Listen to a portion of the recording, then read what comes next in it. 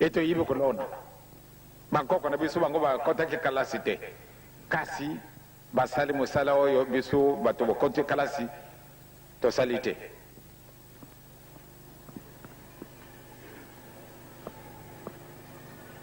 Tata epenge ntango ateyaka biso alobaki ete nyoka ayibi kutunga ndako te me mingi toyibaki yango te.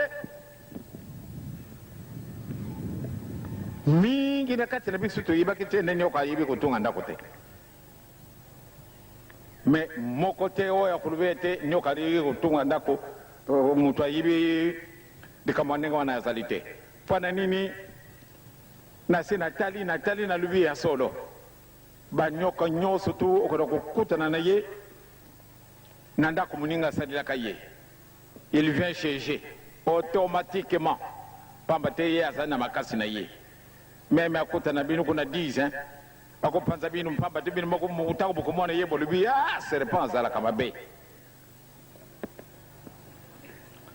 asherge ndako na bino abimisi bino ye avwandi. Banyoka oyo kotambolaka likolo amoni ndako ndeke asali ale yake kokota yango avwandi ne wana. Bandeke mosusu na beke na bango bakutima na libulu munene ya profond na kati na nzete ya mobiso akoti kuna na kati me soko nyoka ye aye kokutana ekumi sheje na ye ndeke wana ekumi eloko na ye ya kolia soko ndeke wana aza mayele akimi na ye ndako wana ezali ya ye ya ndeke lisusu te ndeke mpe mwa ye kokota yango ezali te. Bandeke makasi bazali oyo bakubundisaka mpe nyoka aye kokutana wana akati ye bandeke wana bazali kasi bamosusu bazalaka faible akoti kaka vwandi na ye. Oyo banyoka bakutambolaka mbele na se teleke vipera ibi na ye komata te kasi akuti ndenge kamarani na biso tutu atungaki ndako na ye ndako wana nde ezalaka bamoto vipere mingi ndako na bango ifo mpuku atungira ye obieni ama mosusu atungili ye akei kosheje kuna me babowa azali monene kasi ayibi kutunga ndako te.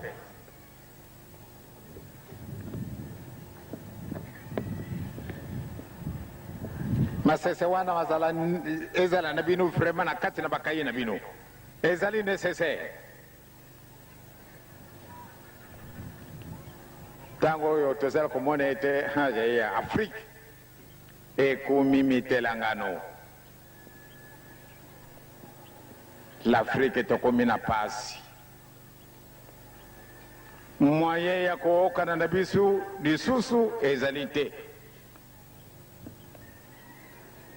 Mpona nini eloko wana moke ezangi biso yo moto ozalaki yango ozalaki na yango okimise yango sikasika wa nzambe apesi yo nzela ale zala na bolingo zala na mibeko zala na misala na kujungisela bino eloko wana tomoni be bato wana bazali zoba bakimbangisa vraiment ndenge nini wana maka solo ekomonana etikali na yo na ngai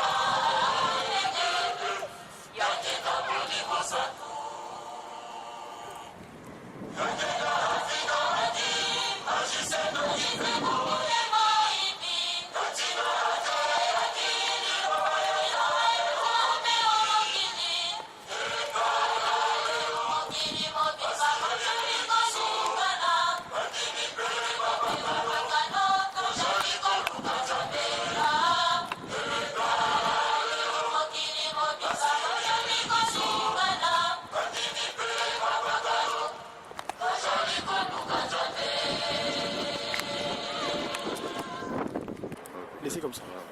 Enlevez vos doigts. Ah, ça filme déjà.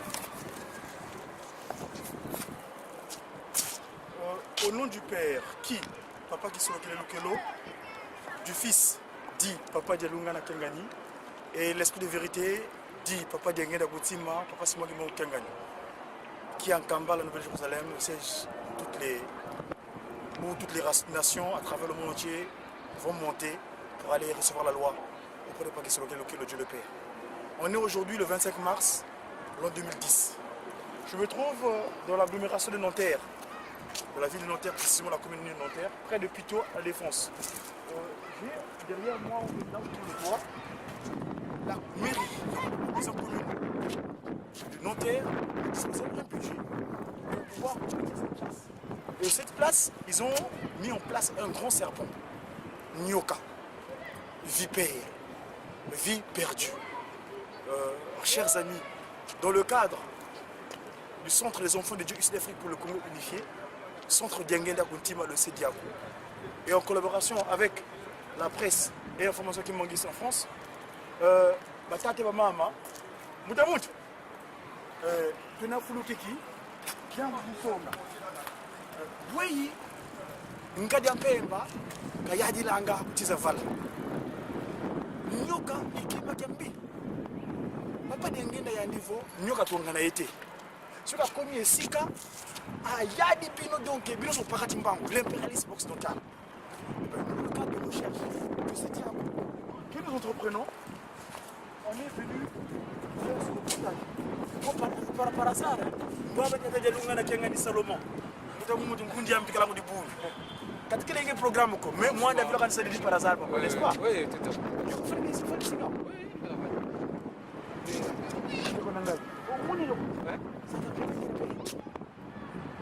C'est seulement. Comment une mairie peut disposer d'un budget Se bâtir juste c'est tellement curieux. Franchement, c'est. Diable ici. Alors, Beto, mango d'efficacité comme elle tourne. Tu m'as dit, tu m'as quoi? Diable, tu sommes baba, passivo, toutes ces aïes, pour qu'on sache comment ce Lucifero de les cieux, l'ange, lumière, passé sur terre, Satan, Nkadi Ampemba. Non, les mots me manquent, mais on va développer ça dans le reportage qu'on suivra plus tard. Mais ici, ça, le monde est comme Nkadi Ampemba, Satan, Papa Vedengela disait, quand il fait tout ce qu'il fait à travers le monde, il vient dormir à Paris.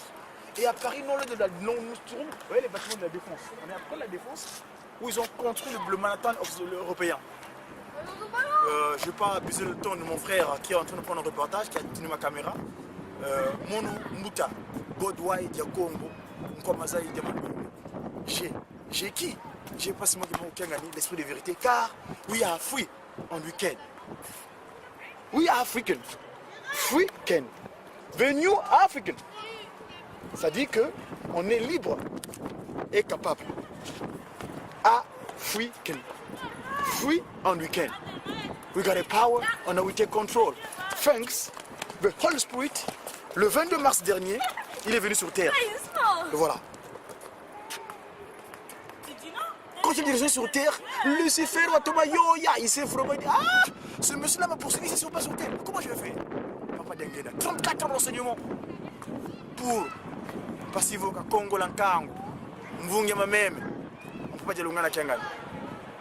Au nom du Père, qui, Papa qui sont dit Papa Dialungana, et le Saint-Esprit, pas seulement l'esprit de vérité, qui est en qui dit Kiki. Qui dit Kiki, qui dit Kiki.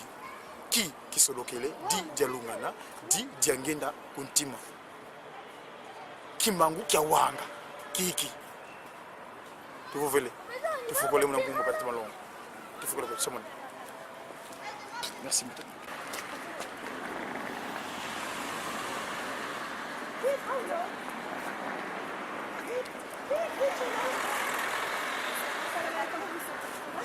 C'est très beau.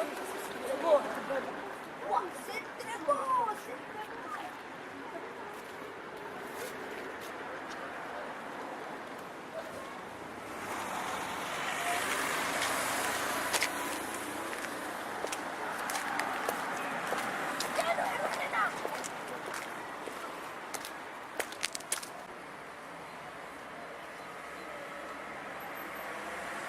Qui? Dis. Dis. Qui? Qui?